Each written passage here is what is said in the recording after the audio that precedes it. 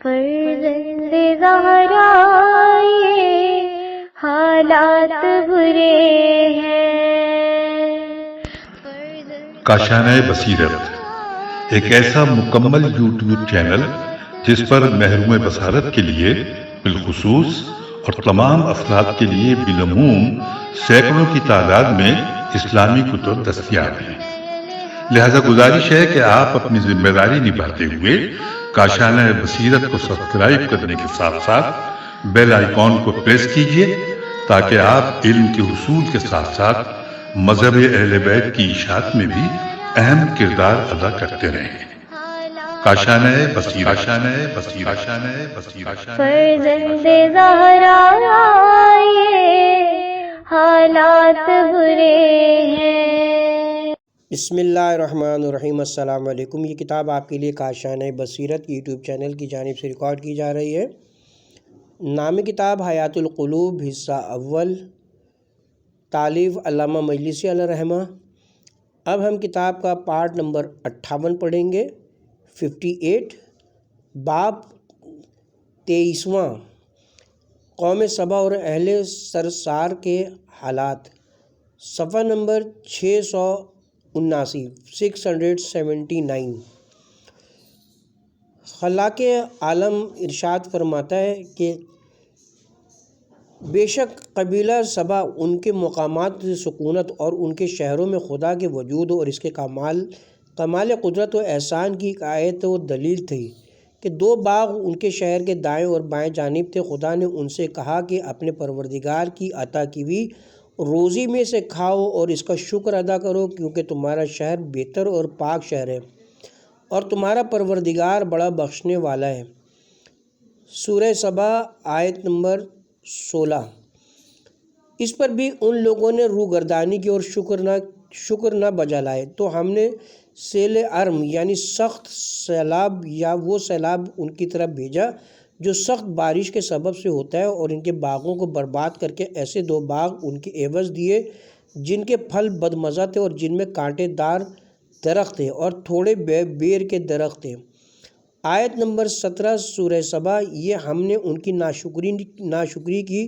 سزا دی اور ہم تو بڑے ناشکروں ہی کو سزا دیا کرتے ہیں۔ آیت نمبر 18 سورہ سبا۔ اور ہم اہل سبا اور شام کی ان بستیوں کے درمیان جن میں ہم نے برکت عطا کی تھی اور چند بستیاں سر راہ آباد کی تھیں جو ایک دوسرے سے نمایاں تھیں، اور ہم نے ان میں آمد و رفت کی راہ مقرر کی تھی کہ ان میں راتوں اور دنوں کو بے خوف چلو پھرو۔ بعض روایتوں میں کہ یہ اطمینان حضرت صاحب الامر کے زمانے میں حاصل ہوگا۔ سورہ سبا آیت نمبر 19۔ تو وہ کہنے لگے، اے ہمارے پروردگار، تو ہمارے سفروں میں دوری پیدا کر دے، کیونکہ یہ شہر ایک دوسرے سے بہت قریب ہیں اور انہوں نے اپنی جانوں پر ظلم کیا، تو ہم نے ان کی ناشکری کی وجہ سے ان شہروں کو تباہ کر کے ان کے افسانے بنا دیے اور ان کو پراگندہ اور منتشر کر دیا۔ ان میں سے ہر قبیلہ شام، مکہ، مدینہ، عمان اور عراق میں تتر بتر ہو گئے۔ بے شک ان کے قصے میں عبرت حاصل کرنے والوں کے لیے اور صبر و شکر کرنے والوں کے واسطے قدرت کی نشانیاں ہیں۔ بسند معتبر حضرت صادق علیہ السلام سے منقول ہے جو حضرت نے ان آیات کریمہ کی تفسیر میں ارشاد فرمایا کہ اہل سبا کی ایک جماعت تھی جن کے شہر ایک دوسرے سے قریب تھے اور وہ باہم بآسانی سے ملتے جلتے تھے۔ ان شہروں میں نہریں جاری تھیں اور وہ بہت مالدار اور کھیتی باڑی کرنے والے تھے۔ ان لوگوں نے کفران نعمت کیا اور خود ہی ان اپنی راحتوں میں تغیر کے خواہاں ہوئے، تو خدا نے ایک سیلاب بھیجا جس نے ان کے شہروں کو تباہ کر دیے، ان کے مکانات غرق ہو گئے اور تمام اموال برباد ہو گئے، اور ان کے ہرے بھرے باغوں کے عوض وہ باغ پیدا ہوئے جن کا ذکر خدا نے قرآن میں فرمایا ہے۔ علی بن ابراہیم نے روایت کی ہے کہ حضرت سلمان نے اپنے لشکر کو حکم دیا تھا تو انہوں نے ایک خلیج دریائے شیریں سے بلاد ہند کی جانب جاری کیا تھا اور ایک بڑی دیوار پتھر اور چونا سے تیار کر دی تھی جس سے پانی شہر ہائے قوم سبا میں جاری ہو گیا تھا، اور اس دیوار میں طاقچے بنائے گئے تھے۔ اس خلیج سے چند نہریں نکالی گئی تھیں، جب چاہتے اس دیوار کے سوراخوں کو کھول دیتے جس شہر میں جس قدر مقصود ہوتا پانی پہنچا دیتے تھے اور پانی کھیتوں میں جاری ہو جاتا تھا۔ ان کے شہر کے دائیں جانب دو باغ تھے جو 10 روز کی راہ کے مربع میں پھیلے ہوئے تھے اور اس قدر گھنے اور پھلوں سے لدے ہوئے تھے کہ اگر کوئی شخص اس باغ میں داخل ہو کر ایک کنارے سے دوسرے کنارے تک جانا چاہے تو 10 روز تک سورج نظر نہیں آ سکتا تھا۔ جب ان لوگوں نے سرکشی کی اور اپنے پروردگار کے حکم سے سرتابی کرنے لگے اور نیکوں کی نصیحت نہ مانی اور اپنے اعمال قبیحہ سے باز نہ آئے تو خدا نے بڑے بڑے چوہوں کو ان پر مسلط کر دیا، جنہوں نے اس دیوار کو کھودنا شروع کیا اور اس میں سے بڑے بڑے پتھر نکال کر دور پھینکنے لگے کہ اگر ان پتھروں میں کسی ایک کو ایک بہت مضبوط اور تندمند آدمی اٹھانا چاہتا تو اٹھا نہیں سکتا تھا۔ یہ حال دیکھ کر اس میں سے بعض لوگ تو شہر سے بھاگ گئے اور وہاں کی بود و باش ترک کر دی۔ چوہے برابر اس دیوار کے کھودنے میں مشغول رہے یہاں تک کہ وہ دیوار بالکل منہدم ہو گئی اور سیلاب یک بیک ان پر آن پڑا، ان کے شہروں کو خراب کر دیا اور باغ کے درختوں کو جڑوں سے اکھاڑ کر بہا لے گیا، جیسا کہ خداوند عالم نے ان کے قصے میں بیان فرمایا ہے۔ بسند معتبر حضرت صادق علیہ السلام سے منقول ہے کہ میں کھانا کھانے کے بعد اپنی انگلیوں کو چاٹتا ہوں، یہاں تک میرا خادم سمجھتا ہے کہ میرا یہ فعل لالچ و حرص کے سبب سے، حالانکہ ایسا نہیں بلکہ نعمت الہی کے احترام کے سبب سے۔ آگاہ ہو کہ ایک جماعت تھی جس کو خدا نے بے انتہا نعمتیں عطا کی تھیں، وہ ایک نہر کے مالک تھے جس کو سرسار کہتے تھے۔ نعمتوں کی اس قدر فراوانی تھی کہ خالص گندم کی روٹیوں سے اپنے لڑکوں اور بچوں کے استنجا کرتے اور پاخانے بجائے پانی کے دھونے کے روٹیوں سے صاف و پاک کر کے پھینک دیتے تھے، یہاں تک کہ ان نجس روٹیوں کا ایک پہاڑ بن گیا۔ ایک روز ایک مرد صالح کا اس طرح گزر ہوا جہاں ایک عورت اپنے لڑکے کا روٹی سے استنجا کر رہی تھی۔ انہوں نے نصیحت کی کہ خدا سے ڈرو اور خدا کی نعمتوں کی زیادتی کے سبب اس قدر غرور مت کرو اور کفران نعمت مت کرو۔ اس عورت نے کہا تم مجھے بھوک سے ڈراتے ہو، جب تک کہ یہ نہر جاری ہے ہم کو کوئی پرواہ نہیں۔ پھر خدا ان پر غضبناک ہوا اور نہر سرسار ان سے منقطع کر دیا اور آسمان سے پانی برسانا، زمین سے دانہ اگانا بند کر دیا اور وہ سب کے سب محتاج و فقیر ہو گئے۔ آخر اسی روٹی کے محتاج ہو گئے جس کو آب دست کی طرح استعمال کر کے پہاڑ کی طرف جمع کیا تھا، اسی کو ترازو سے تول کر آپس میں تقسیم کرتے تھے۔ اس کے ساتھ ہی باب 23واں قوم سبا اور اہل سرسار کے حالات اپنے اختتام کو پہنچے۔ آغاز ہوتا ہے صفحہ نمبر 682، 24واں باب حنظلہ اور اصحاب رس کے حالات۔ بسند معتبر حضرت امام رضا علیہ السلام سے منقول ہے کہ قبیلہ بنی تمیم کے اشراف میں سے ایک شخص جس کو عمرو کہتے تھے، حضرت امیر المومنین علیہ السلام کی خدمت میں آپ کی شہادت سے 3 روز پہلے آیا اور عرض کی مولا مجھے آگاہ فرمائیے کہ اصحاب رس کا کیا قصہ ہے، وہ کس زمانے میں تھے اور کس مقام کے رہنے والے تھے، ان کا بادشاہ کون تھا، خدا نے ان کی جانب کسی پیغمبر کو برائے ہدایت بھیجا تھا یا نہیں، وہ کس طرح ہلاک ہوئے، اس لیے کہ ہم کتاب خدا میں ان کا ذکر تو پاتے ہیں مگر ان کے حالات اس میں درج نہیں ہیں۔ امیر المومنین نے فرمایا کہ تو نے وہ بات دریافت کی کہ تجھ سے پہلے کسی نے نہیں پوچھی تھی اور میرے بعد کوئی ان کے حالات بیان بھی نہیں کر سکتا مگر یہ کہ مجھ سے ہی روایت کرے گا۔ کتاب خدا میں کوئی آیت ایسی نہیں کہ جس کا تفسیر میں نہ جانتا ہوں، مجھے علم ہے کہ کون سی آیت کہاں نازل ہوئی، کس مقام پر نازل ہوئی، دن میں یا رات میں نازل ہوئی۔ پھر اپنے سینہ مبارک کی طرف اشارہ کر کے فرمایا کہ اس میں بے انتہا علم بھرا ہوا ہے اور جس کے طلب کرنے والے بہت کم ہیں اور میرے بعد پچھتائیں گے کیوں نہ حاصل کیا۔ اے برادر، ان کا قصہ یہ ہے کہ وہ اصحاب رس ایک گروہ تھے جو درخت صنوبر کی پرستش کیا کرتے تھے جس کو شاد درخت کہتے تھے، جس کو یافس پسر نو نے ایک چشمے کے کنارے بویا تھا اور اس چشمے کو روشتاب کہتے تھے جو بعد طوفان حضرت نو کے لیے جاری ہوا تھا۔ ان لوگوں کو اصحاب رس اس لیے کہتے تھے کہ انہوں نے خدا کے ایک پیغمبر کو حضرت سلیمان کے بعد زندہ زمین میں دفن کر دیا تھا۔ وہ ایک نہر کے کنارہ 12 شہروں میں آباد تھے۔ وہ نہر جس کو رس کہتے تھے وہ بلاد مشرق میں واقع تھی جس کو اس زمانے میں ارس کہتے ہیں،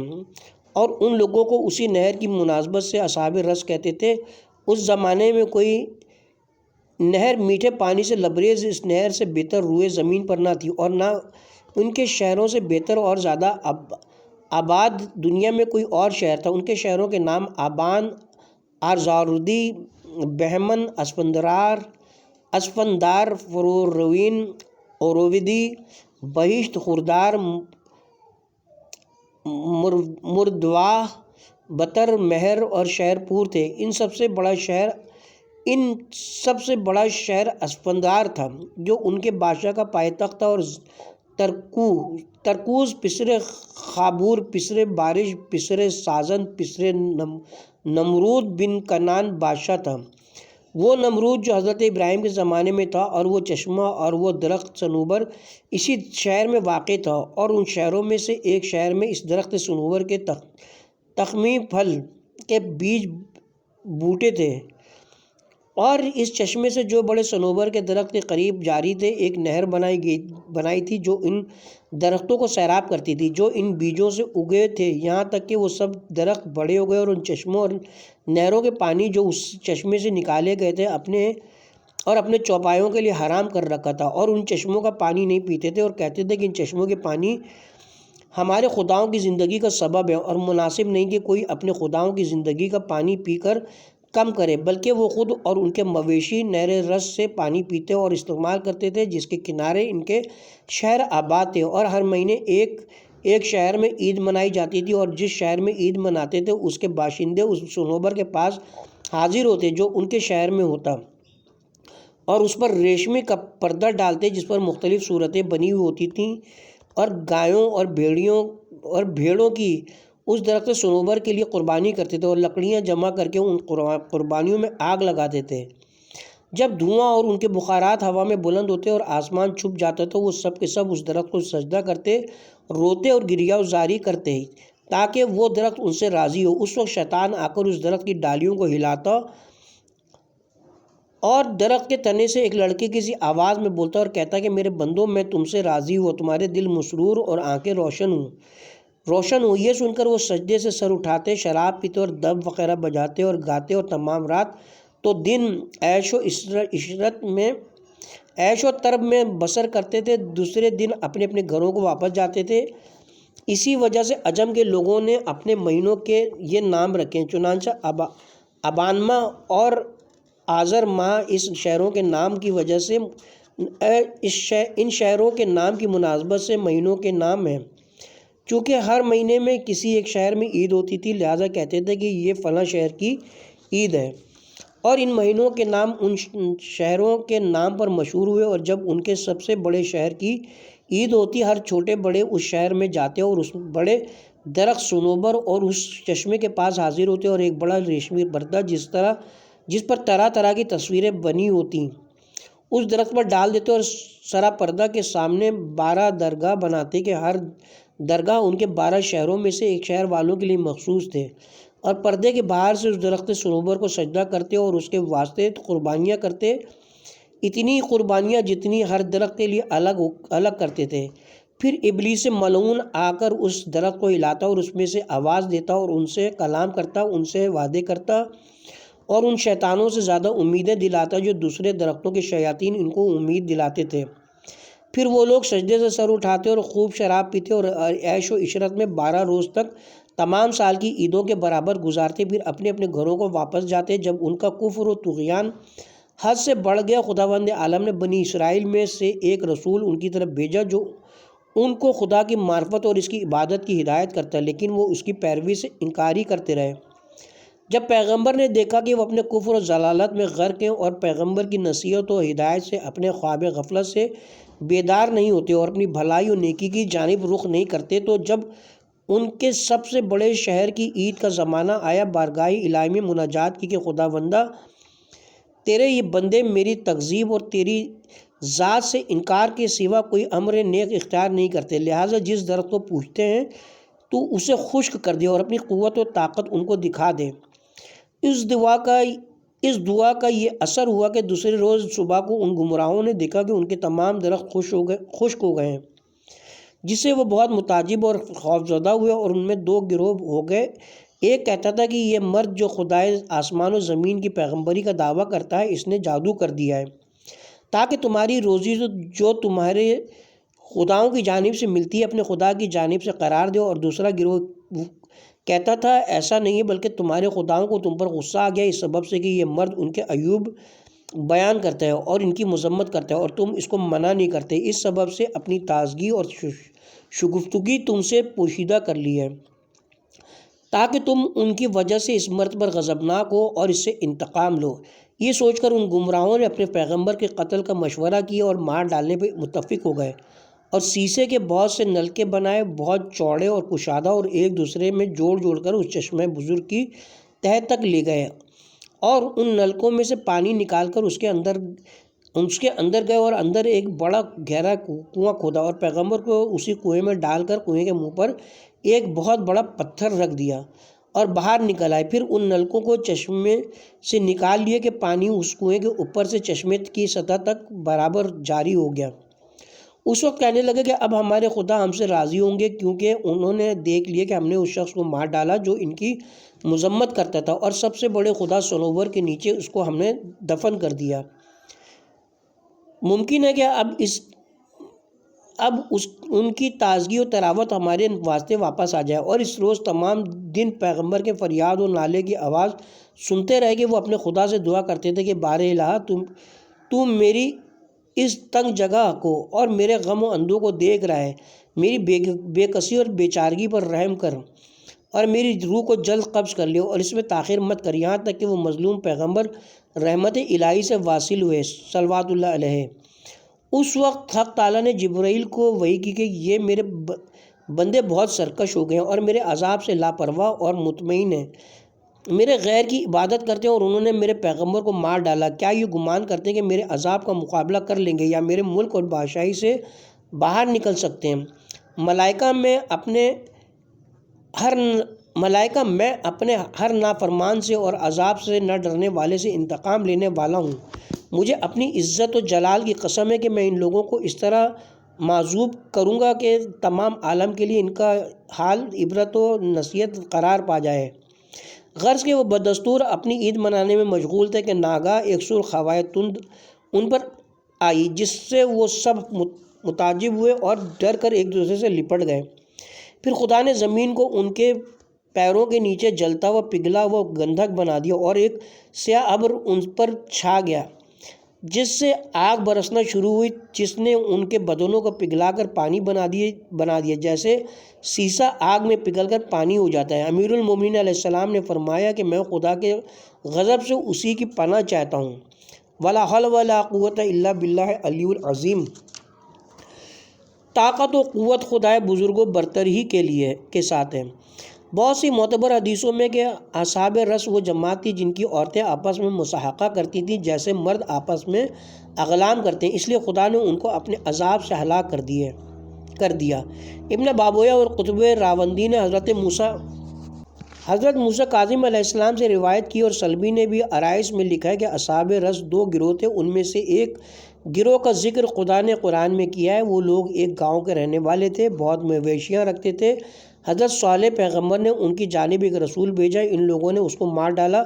پھر دوسرا رسول بھیجا، اس کو بھی مار ڈالا، پھر ایک رسول بھیجا، اس کو بھی مار ڈالا، تو ایک اور رسول بھیجا جس کے ساتھ ایک ولی کو بھی بھیجا، اس رسول کو بھی ان لوگوں نے مار ڈالا۔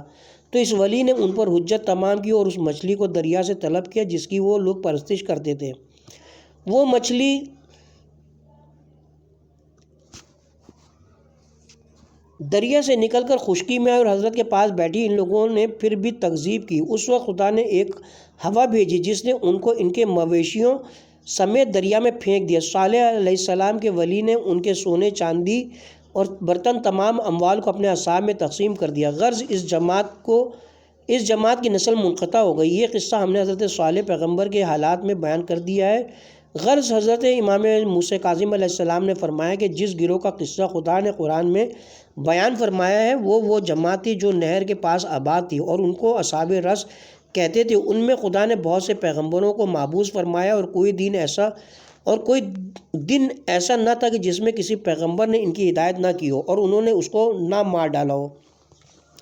وہ نہر آذربائیجان اور آرمینیا کے درمیان آذربائیجان کی آخری حد تک جاری تھی اور وہ سب چلیب کی پرستش کرتے تھے، اور ایک روایت کے مطابق باکرا لڑکیوں کی پرستش کرتے تھے۔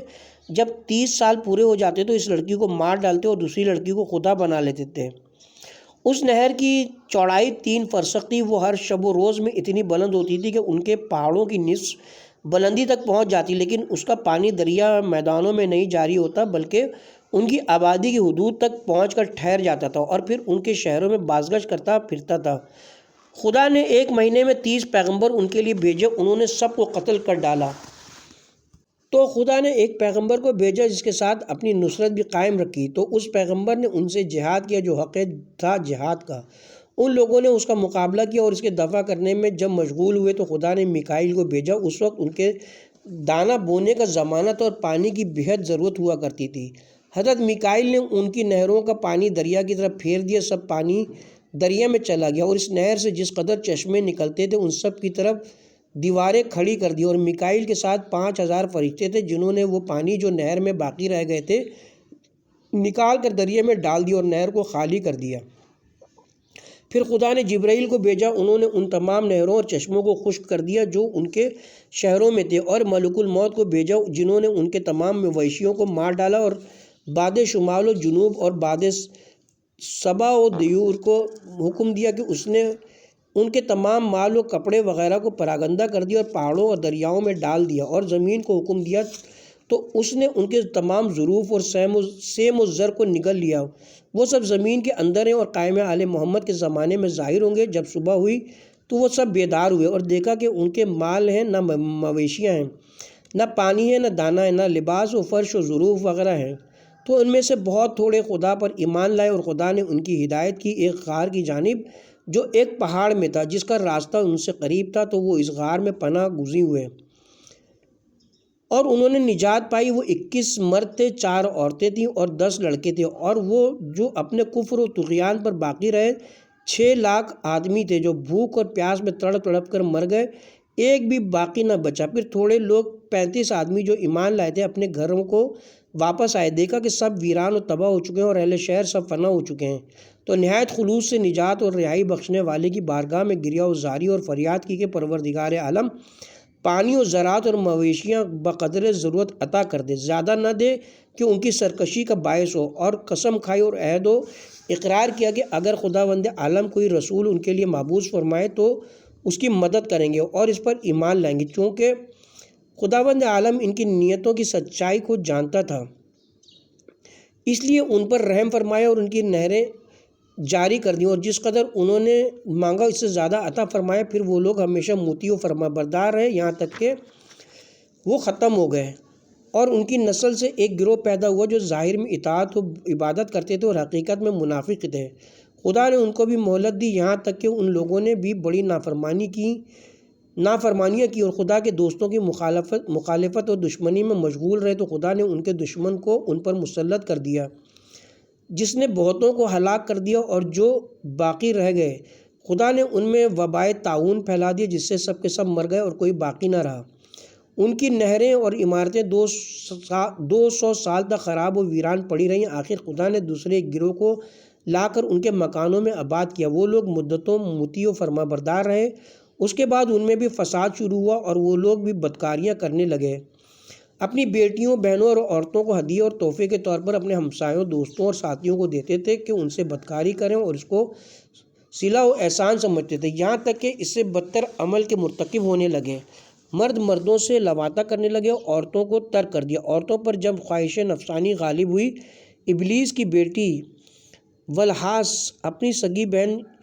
شیسار کو لے کر عورتوں کی شکل میں آئی اور ان کو سکھایا گیا تم سب بھی آپس میں مصاحقہ کرو جس طرح مرد آپس میں بدفعلی کرتے ہیں، اور ان کو اس عمل قبیح کی تعلیم دی۔ غرض کہ یہ فعل بد ولہاس ملعونہ کی تعلیم سے رونما ہوا تو خدا نے ان پر ایک بجلی کو مسلط فرمایا۔ ابتدائی شب میں اور رات کے آخری حصے میں زمین کے اندر دھسنا شروع کیا اور زمین سے انتہائی ڈراؤنی آواز بلند ہوتی رہی یہاں تک کہ طلوع آفتاب تک ان میں سے کوئی باقی نہ رہا۔ امام موسیٰ کاظم علیہ السلام نے فرمایا کہ میں نہیں سمجھتا ہوں کہ اب تک پھر وہ زمین آباد ہوئی ہوگی۔ شیخ تبریسی نے بیان کیا کہ وہ اصحاب رس وہ گروہ تھے جنہوں نے اپنے پیغمبر کو کنویں میں ڈالا تھا بعض کہتے ہیں کہ وہ چوپاؤں کے مالک تھے، ایک کنواں بنایا رکھا تھا جس کے چاروں طرف بیٹھتے تھے اور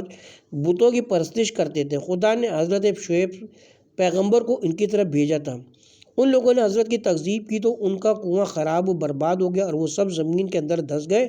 بعض لوگ کہتے ہیں کہ ان کے لیے خدا نے ایک پیغمبر بھیجا تھا جس کا نام حنتلہ تھا، انہوں نے پیغمبر کو مار ڈالا اس لیے ہلاک ہوئے۔ بعض کا قول ہے کہ رس ایک کنواں ہے انطاکیہ میں، انہوں نے حبیب نجار کو قتل کر کے اس کنویں میں ڈال دیا تھا۔ حضرت صادق علیہ السلام ارشاد فرماتے ہیں کہ ان کی عورتیں باہم مساقہ کرتی تھیں، جن کا ذکر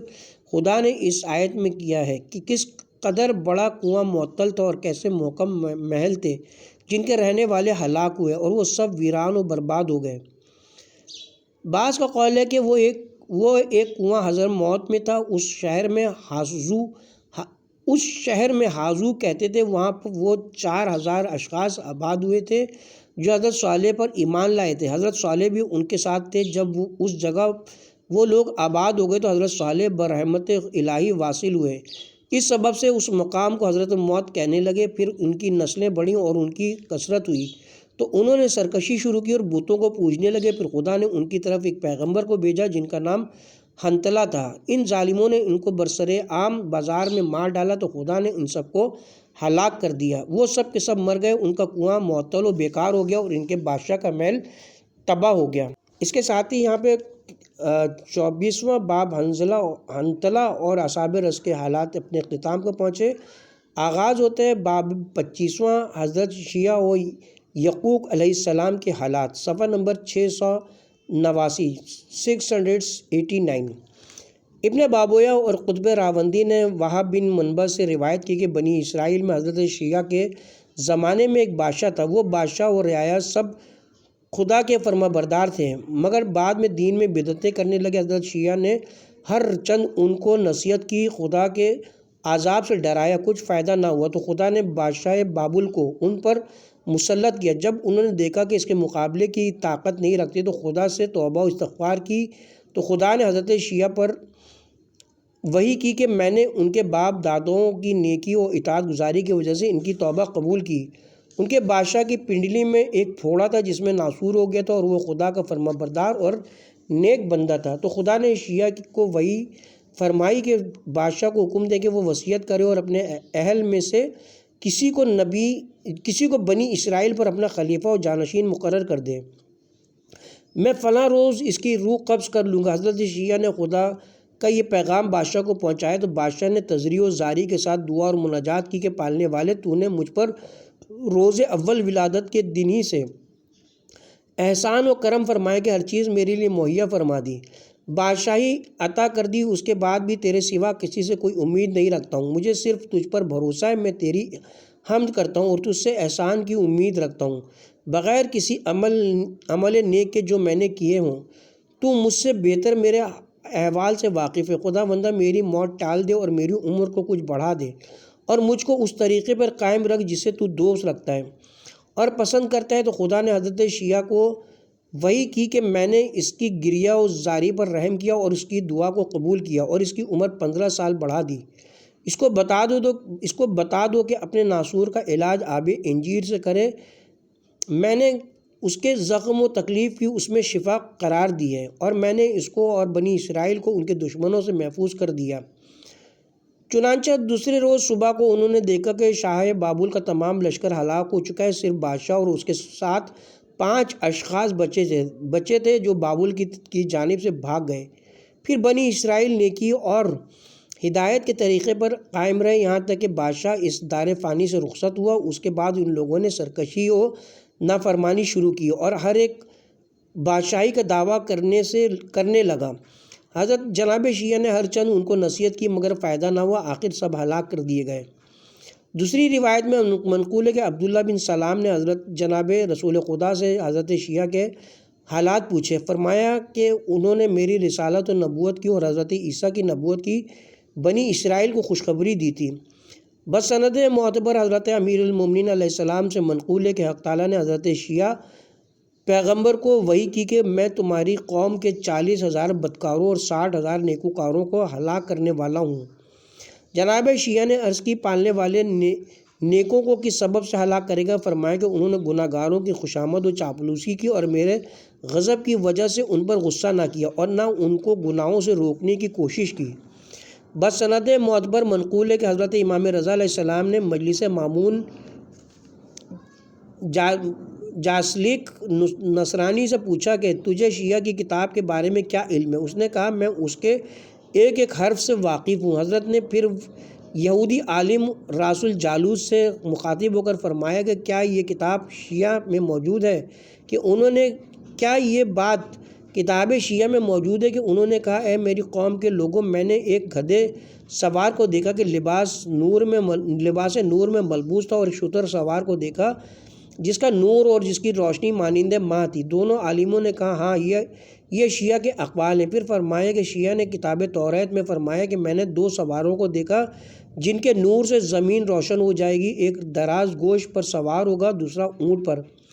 یہ دونوں کون ہیں؟ راس الجالوت نے کہا میں نہیں جانتا۔ آپ فرمائیے کہ وہ دونوں کون ہیں؟ فرمایا کہ یہ دراز گوشت پر سوار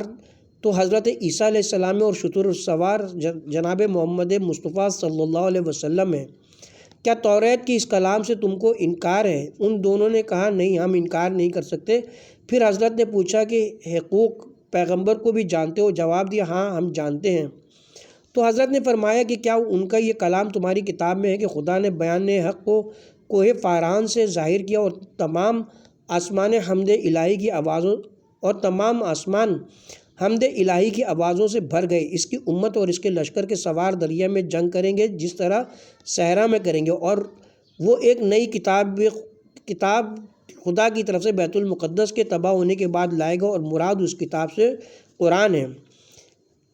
کیا اس کلام کو تم جانتے ہو اور اس پر ایمان رکھتے ہو؟ راس الجالوت نے کہا بے شک یہ حقوق پیغمبر کا کلام ہے اور ہم اس سے انکار نہیں کرتے ہیں۔